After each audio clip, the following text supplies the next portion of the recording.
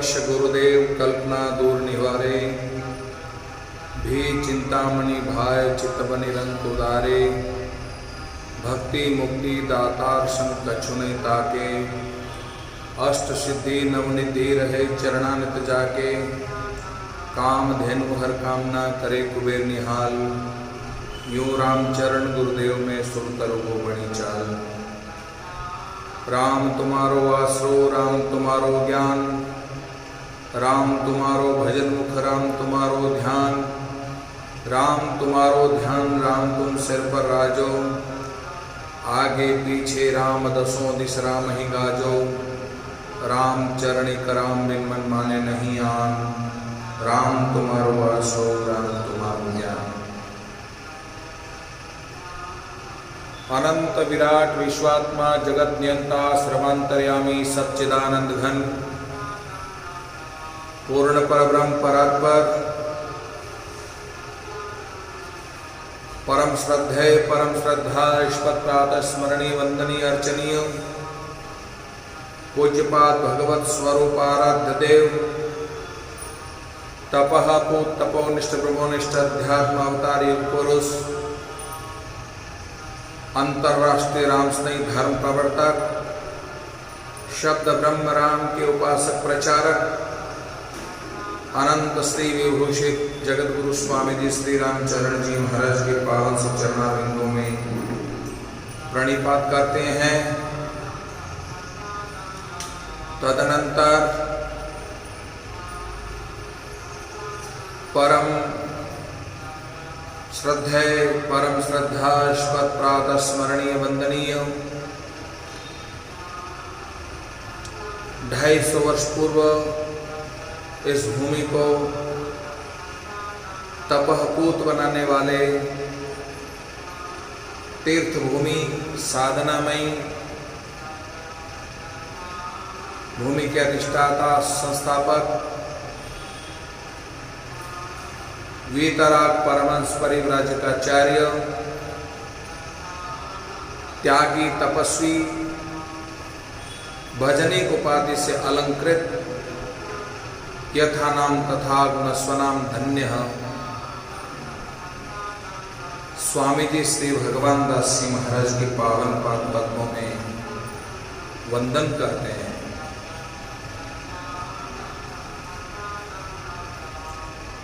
साधकों,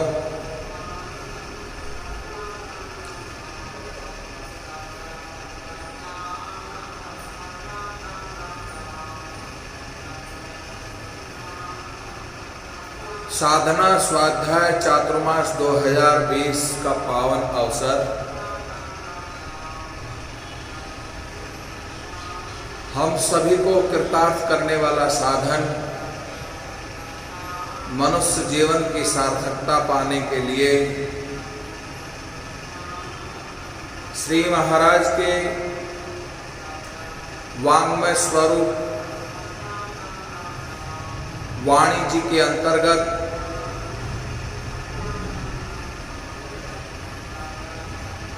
भक्तमाल स्वरूप नाम प्रताप ग्रंथ का दिव्य चिंतन मनन निधिध्यासन करने का पुरुषार्थ आप और हम सभी कर रहे हैं। सद्भागी हैं, बड़भागी हैं, कई जन्मों का संचित पुण्य है। चातुर्मास जैसा अवसर नाम प्राप्त करने के लिए, साधना और स्वाध्याय करने के लिए हमें जो मार्गदर्शन जो प्राप्त हो रहा है श्री महाराज से, निश्चित ही हम धन्य हैं।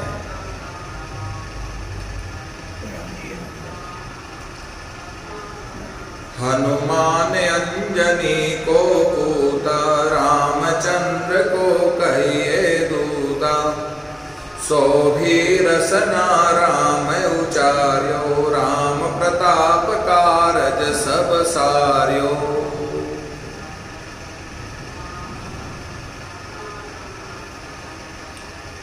हनुमान अंजनी को पूता, रामचंद्र को कहिए दूता, सो भी रचना राम उचार्यो, राम प्रताप कारज सब साध्यो। नाम का प्रताप कितना दिव्य है और कितनी महिमामय है। नाम को आत्मसात करने के लिए, नाम को उपासना के रूप में परिवर्तित करने के लिए, नाम को साधना के रूप में अंगीकार करने के लिए जो हमें मार्गदर्शन मिल रहा है श्री महाराज की वाणी जी के माध्यम से, बड़ा ही अद्भुत है, अटूट है। साधकों,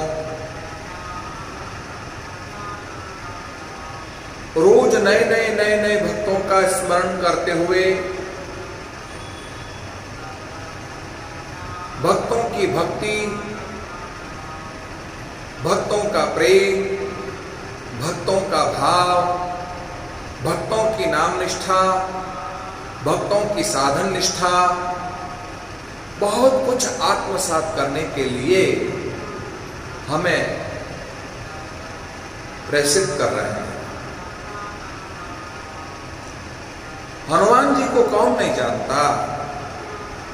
हनुमान जी की भक्ति को कौन नहीं जानता?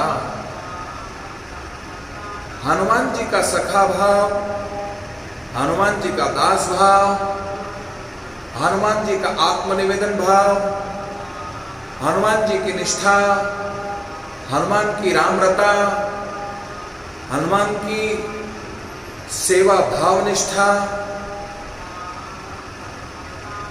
कितनी अद्भुत और कितनी गरिमामय है।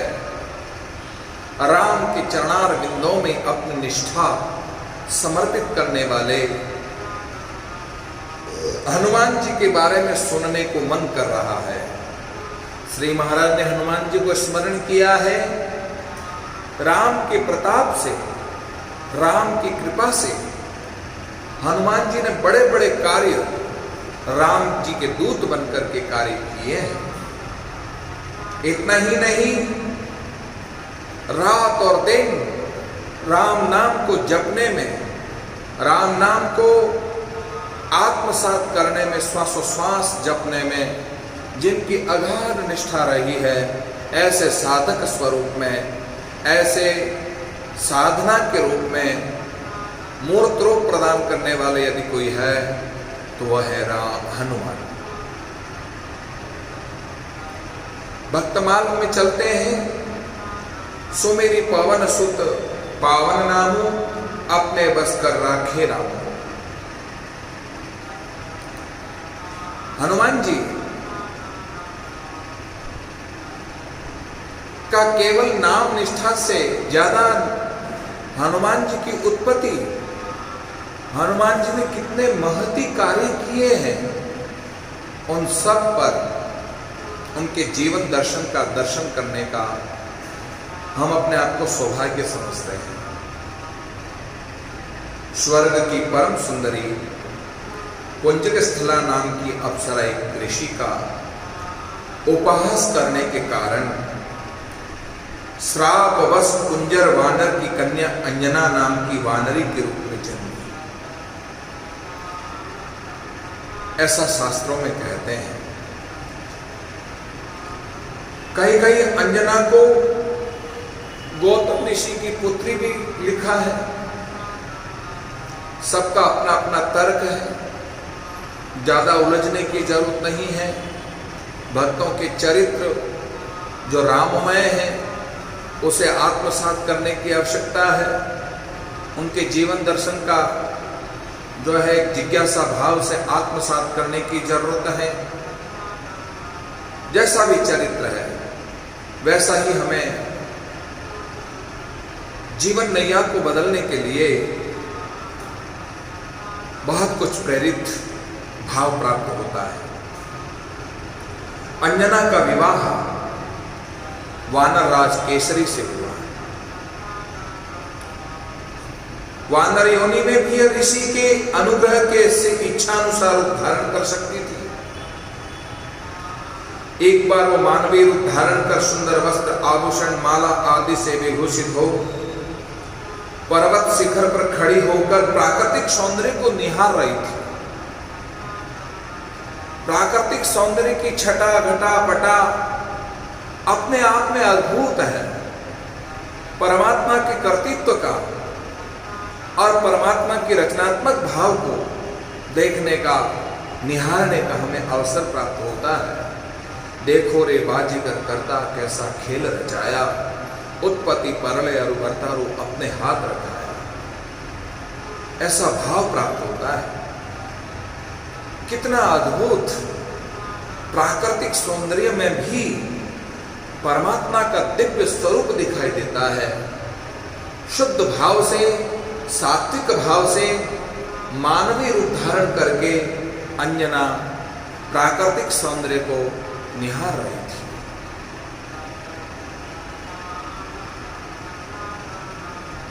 पवन देव ने स्पर्श, पवन देव उसके रूप पर मोहित होकर मन से उनका आलिंगन किया। मन से सोचना भी पाप है। मन से किसी भी प्रकार का भाव जागृत होना भी मैथुन प्रवृत्ति कहलाती है। 8 प्रकार की मैथुन प्रवृत्ति में यह भी एक मन के भाव, किसी के प्रति जागृत होना भी एक मैथुन भाव है। 8 प्रकारों में एक प्रकार है। अंजना ने अनुभव किया जैसे मुझे कोई स्पर्श कर रहा हो। फिर तो वे अपने वस्त्रों को संभालती हुई अपने स्पर्श करने वाले को डांट कर बोली, कौन हो तुम? कौन ढीठ मेरे सतीत्व को भंग करना चाहता है? वे श्राप देने के लिए प्रस्तुत हुई थी। सहसा पवन देव अचानक प्रकट हो गए।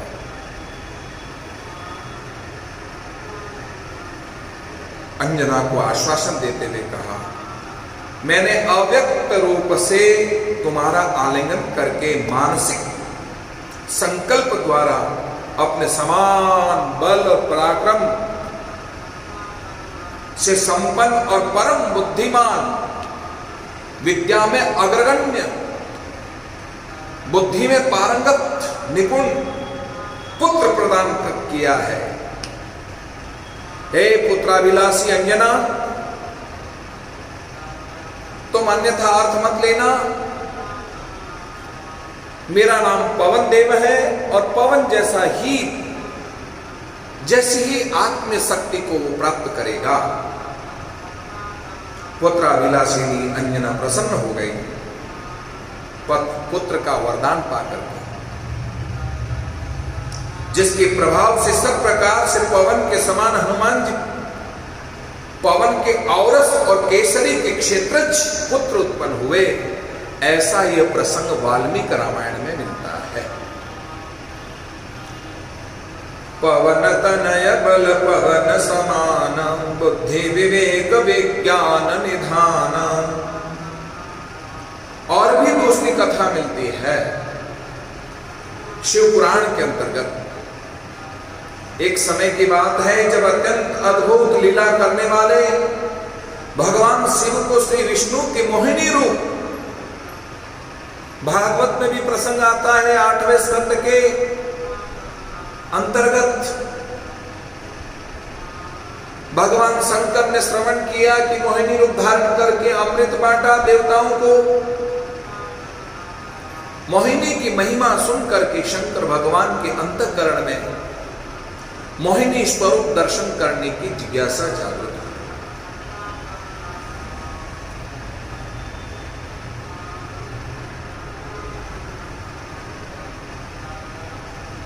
अचानक मोहिनी का दर्शन प्राप्त हुआ।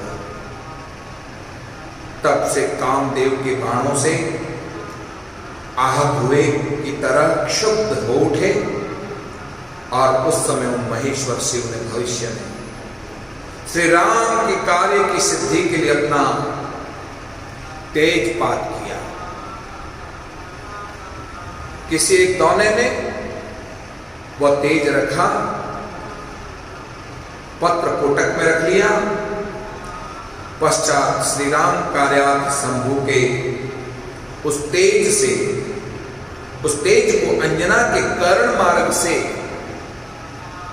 प्रवेश करवा दिया, जिसके फलस्वरूप हनुमान जी की उत्पत्ति होती है।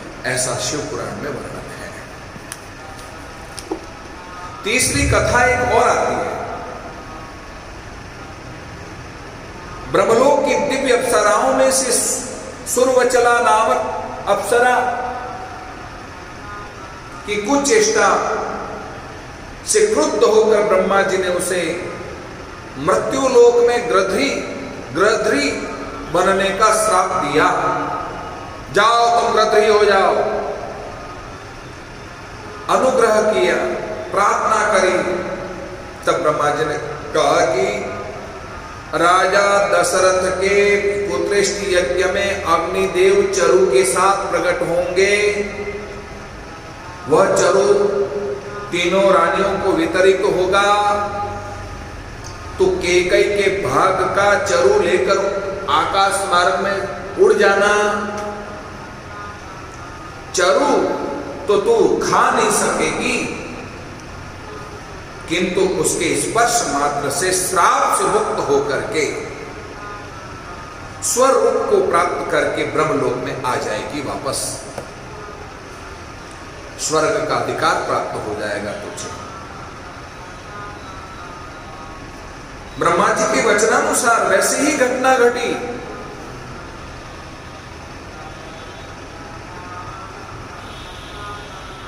वशिष्ठ मुनि के प्रताप से श्रृंगी ऋषि ने पुत्रेष्टि यज्ञ किया, और जब पुत्रेष्टि यज्ञ में साक्षात यज्ञ नारायण खीरान्न लेकर के प्रकट हुए, उस खीरान्न को महाराज दशरथ ने तीनों रानियों को बांटने का निश्चय किया। जब कौशल्या और कैकेयी को प्रदान किया तो वह गृध्री आई आकाश मार्ग से उड़ करके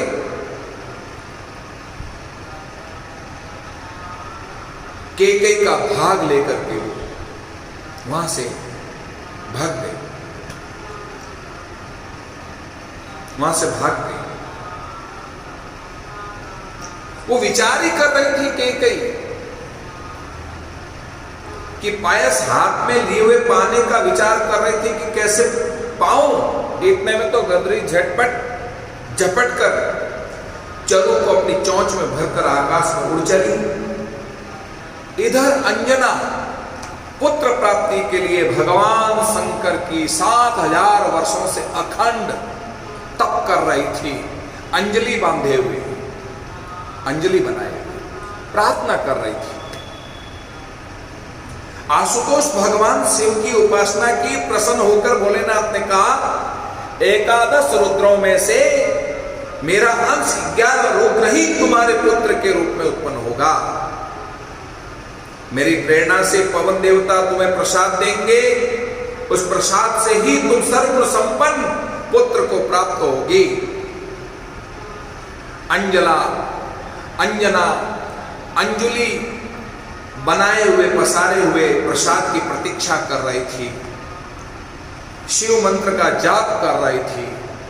नमः शिवाय नमः शिवाय नमः शिवाय नमः शिवाय का निरंतर जाप कर रही थी। सहसा झंझावात, अचानक हवा तेज चली।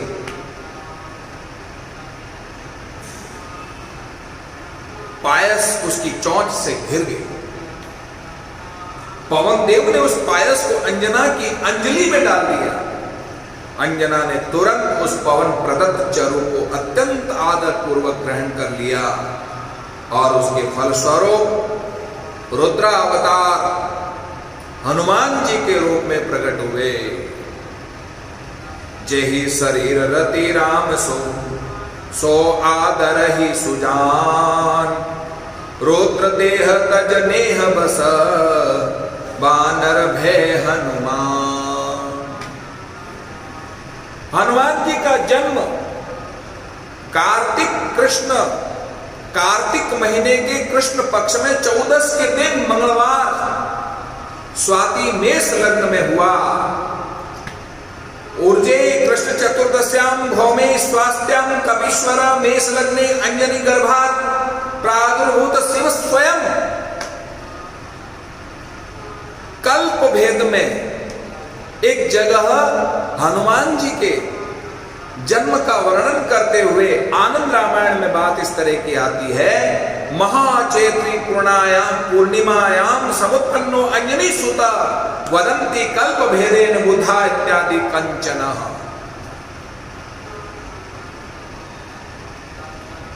चैत्र की पूर्णिमा के दिन हनुमान जी का अवतार हुआ। चैत्र की पूर्णिमा को हनुमान जी का जन्मदिन मनाते हैं सब जगह। जालोरी एक ऐसी भूमि है जहां जालोर में कार्तिक पूर्णिमा के दिन हनुमान जयंती मनाते हैं।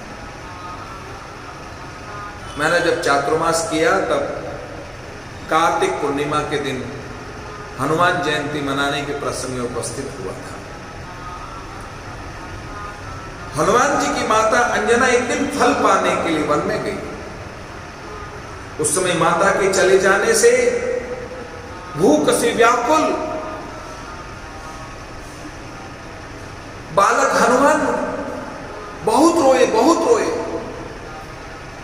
इतने में जपा कुसुम के समान उदय होता हुआ सूर्य दिखाई दिया, लाल चुट। उस फल को देख करके मन में विचार किया ये कोई बहुत बड़ा फल है।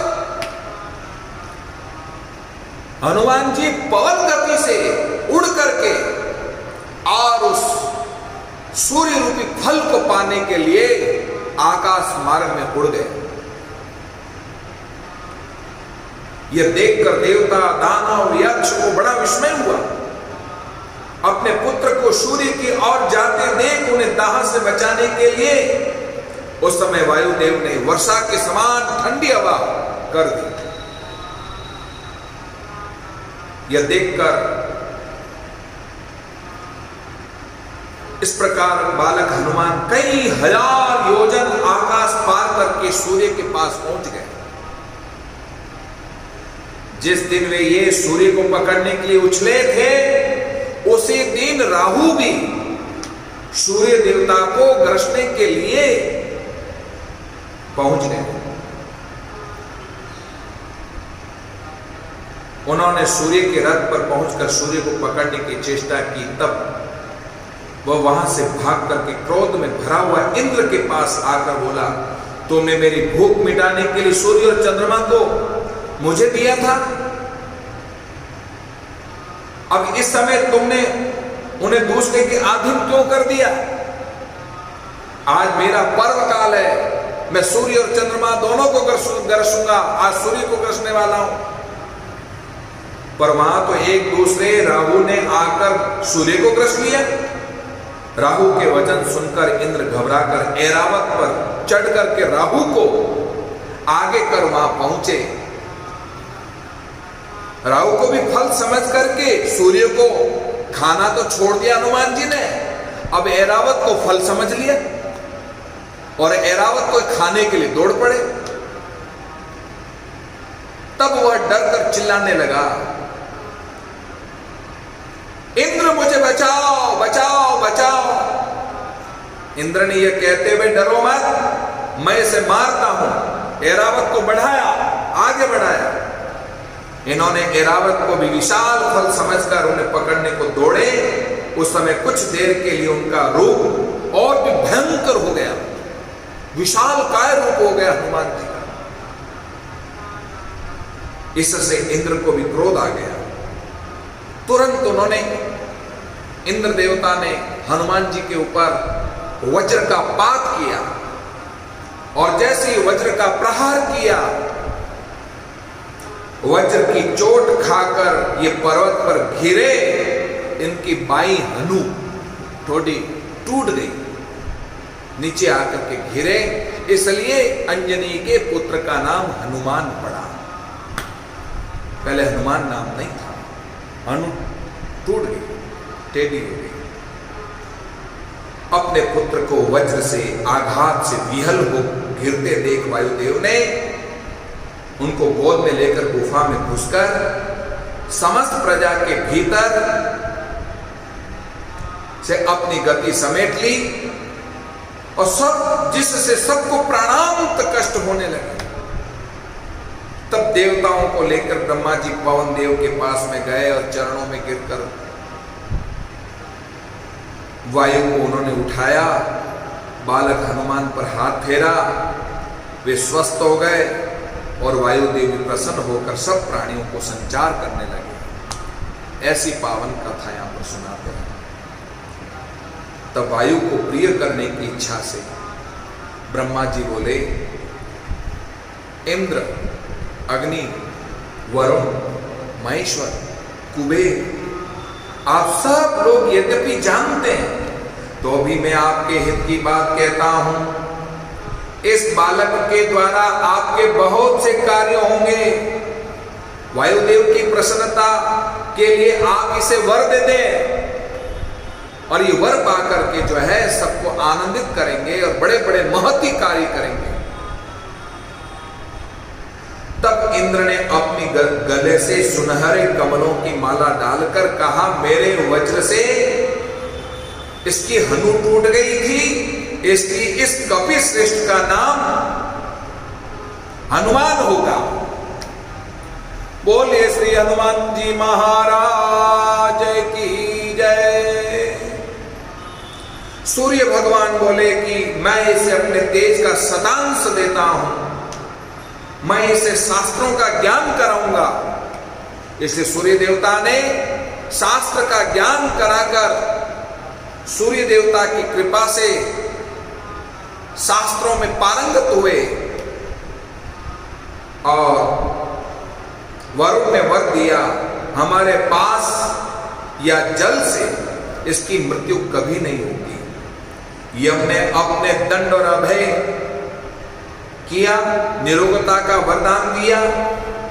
कुबेर ने वर दिया कि इसे युद्ध में कभी विषाद नहीं होगा, मेरी गदा इसको वध न करेगी, मैं इसे गदा प्रदान करता हूं। महादेव ने वरदान दिया, यह मेरे और मेरे आयुधों के द्वारा भी रहने का वर दिया। अंत में ब्रह्मा जी ने कहा, यह दीर्घायु महात्मा तथा सब प्रकार से ब्रह्मदंडों से अवध्य होगा। फिर पवन देव से बोले, तुम्हारा पुत्र शत्रुओं के लिए भयंकर होगा, इसे कोई न जीत सकेगा, यह इच्छानुसार धारण कर सकेगा और जहां चाहेगा वहां जा सकेगा। इसको गति प्रदान करते हैं, इसकी अव्याहत गति होगी, यह बड़ा यशस्वी होगा और कितने हजारों हजारों योजन जो है आकाश मार्ग में विचरण करके वापस चला आएगा। ये अव्याहत गति हम प्रदान करते हैं। स्वकीय स्वाभाविक महाबल के साथ साथ वरदान जनित शक्ति से संपन्न अंजनानंदन ऋषि सुलभ चंचल स्वभाव व महर्षियों के आश्रमों में जाकर उपद्रव किया करते थे। ये शांत चित्त महात्माओं के यज्ञोपयोगी पात्र फोड़ डालते थे। अग्निहोत्र के साधनों श्रुआ आदि को तोड़ डालते, बंकरों को चीर डालते। यद्यपि माता पिता ने उन्हें समझाने का बहुत प्रयत्न किया पर सब व्यर्थ हो गया, कोई मतलब नहीं निकला, क्योंकि चपलता बढ़ती गई और चपलता इतनी बढ़ती गई कि बस पूछो मत। चपलता और चंचलता से हनुमान कोई भी चीज को सुरक्षित नहीं रखते, सब तोड़ ताड़ के नक्की कर देते थे, इतनी चंचलता थी। भृगु और अंगिरा वंश में उत्पन्न हुए ऋषियों ने हनुमान जी को श्राप दे दिया, हे वानरवीर, तुम जिस बल का आश्रय लेकर हमें सता रहे हो उसे हमारे श्राप से मोहित होकर तुम दीर्घ काल तक भूले रहोगे, तुम्हें अपने बल का पता भी नहीं चलेगा। उसे हमारे श्राप से मोहित होकर तुम दीर्घ काल तक भूले रहोगे। जब कोई हम तुम्हारी कीर्ति का स्मरण दिलाएगा तभी तुम्हारा बल बढ़ेगा। सुंदरकांड पाठ के अंत में जब किष्किंधा कांड के पाठ के अंत में क्या आता है? जब समुद्र के किनारे पहुंचते हैं, जामवान जी हनुमान जी को शक्ति याद दिलाते हैं। वो भूले हुए थे, मेरी शक्ति कितनी भूल गए थे। जामवान जी ने जब शक्ति याद दिलाई, तब जो है उन्होंने उस शक्ति का स्मरण करके और अव्याहत गति के द्वारा लंका पर जाकर जो कार्य किया वो आप सबको पता है, यहाँ विश्लेषण करने की जरूरत नहीं है। महर्षियों के इस वचन के प्रभाव से हनुमान जी ने आश्रमों में शांत भाव से विचरण करते थे। ऐसा वाल्मीकि रामायण में ये प्रसंग आता है। साधकों, विधि पूर्वक उपनयन संस्कार होने के बाद हनुमान जी ने माता पिता के चरणों में प्रणाम कर आशीर्वाद लेकर के वेदाध्ययनार्थ भगवान सूर्य के पास जाकर निवेदन किया, हे भास्कर भगवान, मुझे सकल शास्त्रों में निष्णात करो, विद्याओं में पारंगत करो। सूर्य ने अपनी स्थिति निवेदन की। सूर्य ने अपनी स्थिति निवेदन की कि अहर्निश मेरा रथ चलता ही रहेगा। मेरे रथ के साथ में वेग भी सामान्य नहीं है। एक मुहूर्त में 34,08,000 योजन की दूरी तय करता है। सूर्य की गति कितनी है? 34,08,000 योजन की दूरी तय करता है एक मुहूर्त में।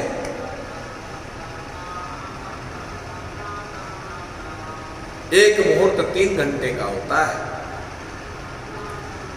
यानी कि एक प्रहर। ऐसी दशा में मैं तुम्हें शास्त्र का अध्ययन कैसे कराऊं? बोलो, तुम ही सोचकर कहो कि क्या किया जाए। इस प्रकार ये कहकर सूर्य ने टालने का प्रयत्न किया, परंतु पवन कुमार को इसमें कोई कठिनाई नहीं जान पड़ी। वे तो सूर्य भगवान को प्रणाम कर उनकी ओर मुख करके आगे आगे चलने लगे, उल्टे चलने लगे। सूर्यदेव यूं जा रहा है और हनुमान जी का मुंह इधर है सूर्य के सामने और उल्टे चल रहे हैं।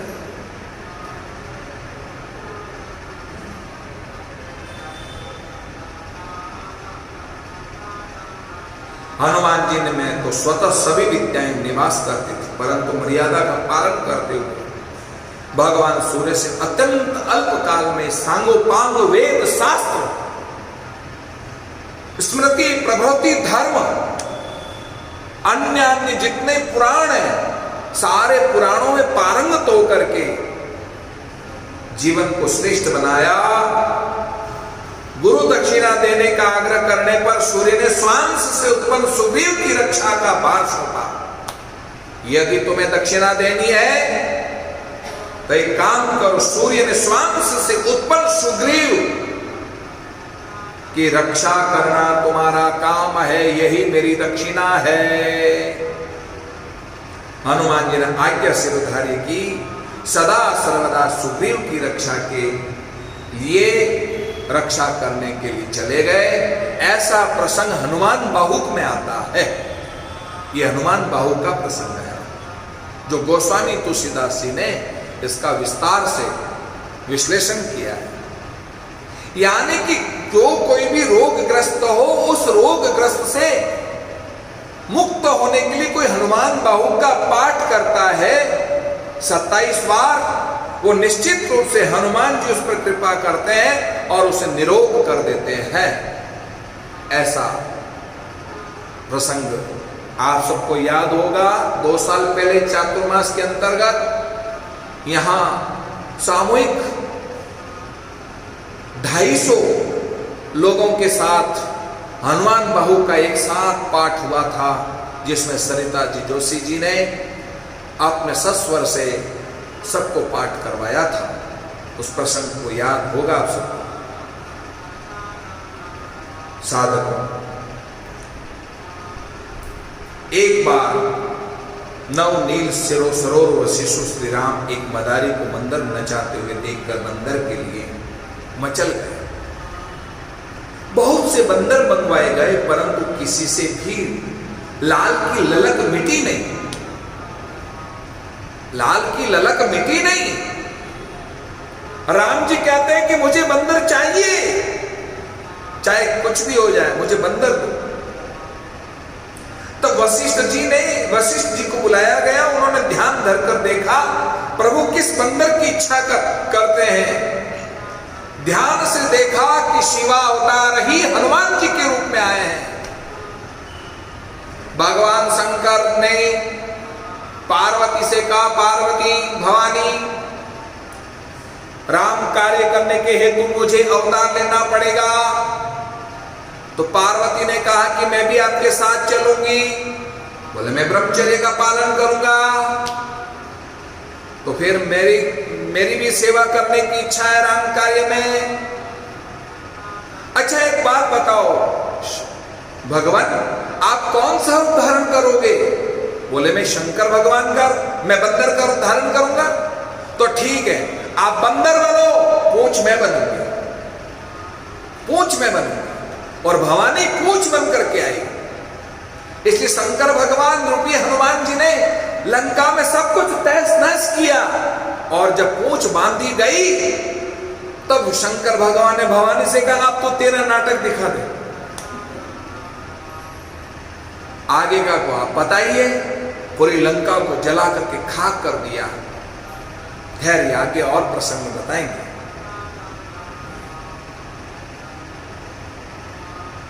मंत्रवर्य सुमंत्र को बुलाकर कहा, अंजना नंदन को पाकर संतुष्ट होंगे। सुमंत्र जी जाकर अंजना से हनुमान जी को मांग लाए और इनको देखकर प्रभु बहुत प्रसन्न हो गए।